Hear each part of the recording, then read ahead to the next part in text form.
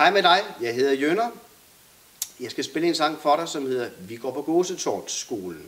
Og det gør du jo også. Enten så går du på Kastrup skole, eller på Marienberg skole, eller på Ørslev skole, eller på Isling skole. Og tilsammen der hedder de 4 skoler Gåsetårnsskolen.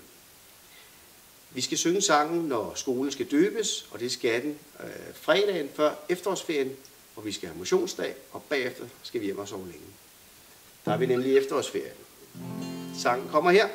1, 2, 3. Vi går på Gåsetårnsskolen, hvor det er her de dejlige børn de går. Vi går på Gåsetårnsskolen, hvor vi bliver klogere og klogere.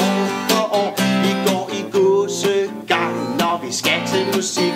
Vi kan hjælpe hinanden i matematik. I engelsk har vi lært at sige how do you do.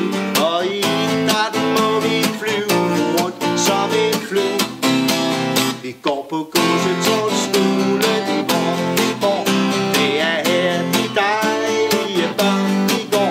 Vi går på Gåsetårnsskolen, hvor vi bliver klogere og klogere. Vi drikker gåsevin, når vi spiser vor mad.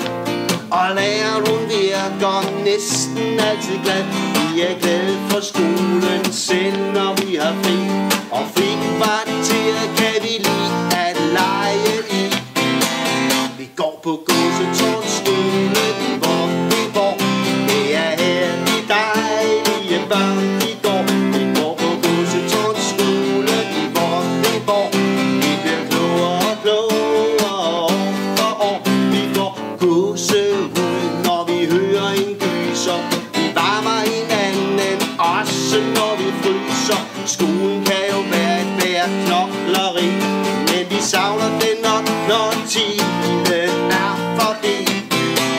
Vi går på Gåsetårnsskolen, hvor det er her de dejlige børn de går. Vi går på Gåsetårnsskolen, hvor vi bliver klogere og klogere. Vi bliver gladere og gladere. På Gåsetårnsskolen i morgen.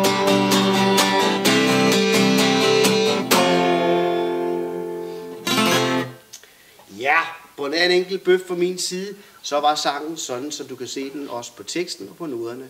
Vi ses fredag for efterårsferien, hvor vi skal synge sangen. Vi glæder os til at se dig. Hej hej.